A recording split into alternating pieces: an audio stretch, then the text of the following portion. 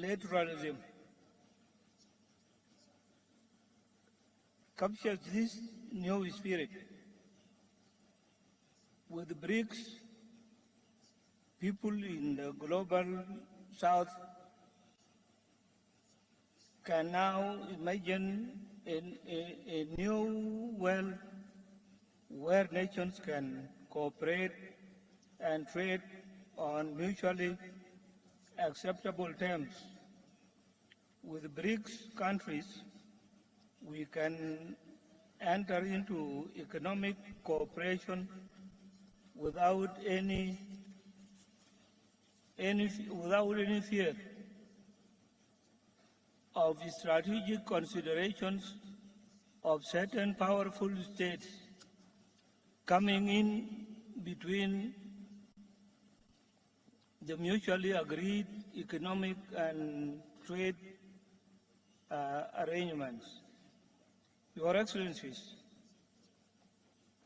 given that BRICS stands for alliance with our vision of multilateral institutions, I am publicly announcing that South Sudan is interested in joining the bloc,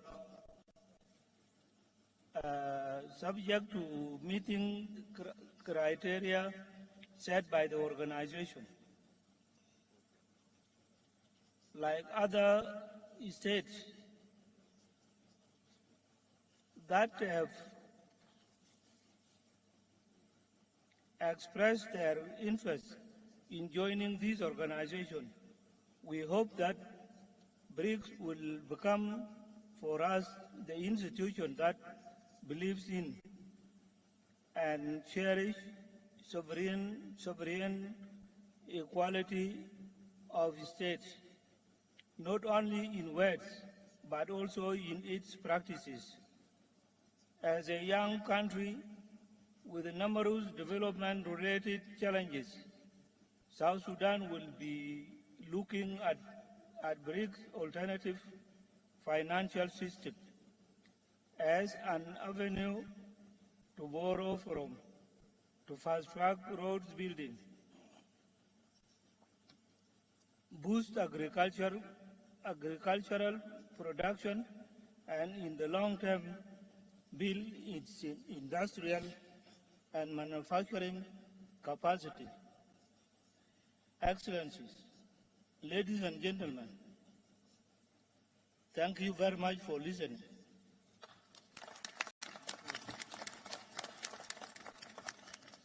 Thank you very much.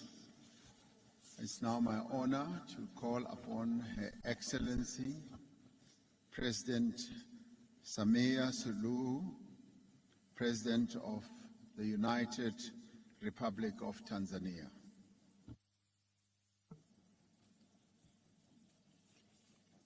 Your Excellency Cyril Ramaphosa, President of the Republic of South Africa, heads of state and government of BRICS member states, fellow heads of states and governments of the African Union member countries, ladies and gentlemen, it is both a pleasure and an honor to join you in this beautiful city of Johannesburg for the 15th BRICS Summit.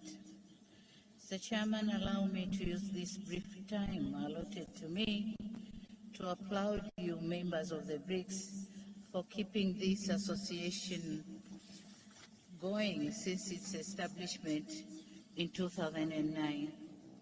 Indeed, the international challenges that inspired the creation of BRICS have evolved, and one may say to the worse.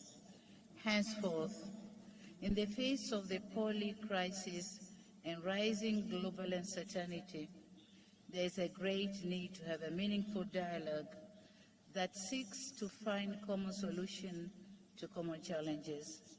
That's why I welcome and commend the selection of the theme for this dialogue. I'm very optimistic that this dialogue will advance deliberations geared toward resolving the complex challenges which our countries are facing both individually and collectively. Excellencies, one aspect which I personally consider critical in the course of the dialogue is the call to redouble efforts and take concrete actions to address the North-South divide so as to deepen strategic, financial, trade, investment, and economic partnerships based on a just international economic order. It is gratifying, however, to note that amidst these challenges, the BRICS offer a possibility of coming up with a more equitable, balanced, and fair mechanism to deal with an international economic order that has thus far remained unattainable and an elusive aspiration. A researcher found that men over 45 who don't have erection problems have a little bathroom habit they do before getting in bed with a girl.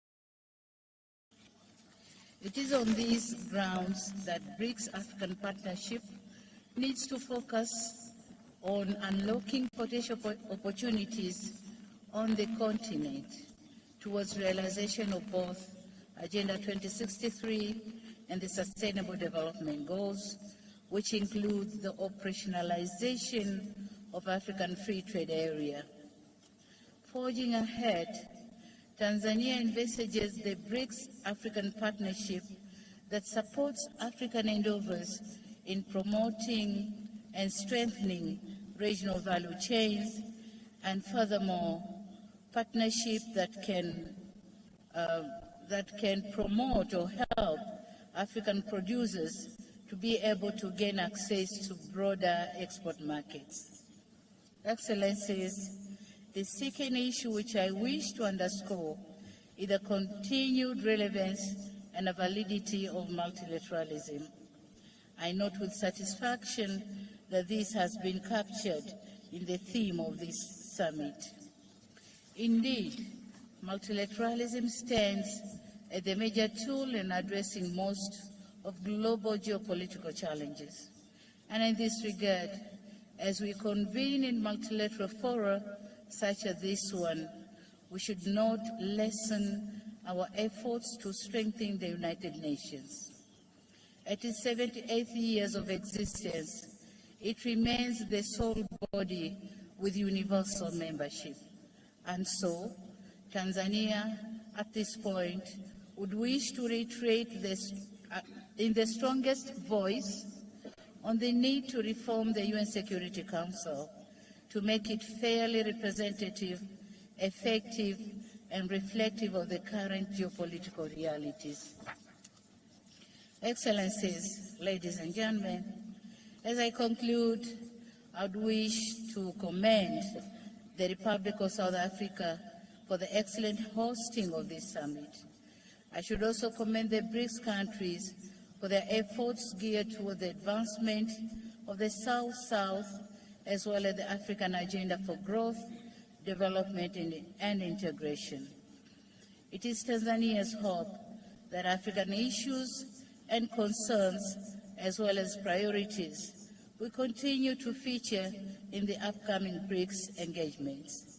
The United Republic of Tanzania is and remains a staunch supporter of multilateralism, more inclusive and fair global system, a well-functioning financial architecture. Thank you. Thank you, President. Please accept my apology. I have to step out for a while. Deputy President Paul Mashatile, Deputy President of South Africa, will take the meeting forward as I now call upon His Excellency Dr. Joseph Dion Ngute, Prime Minister of the Republic of Cameroon.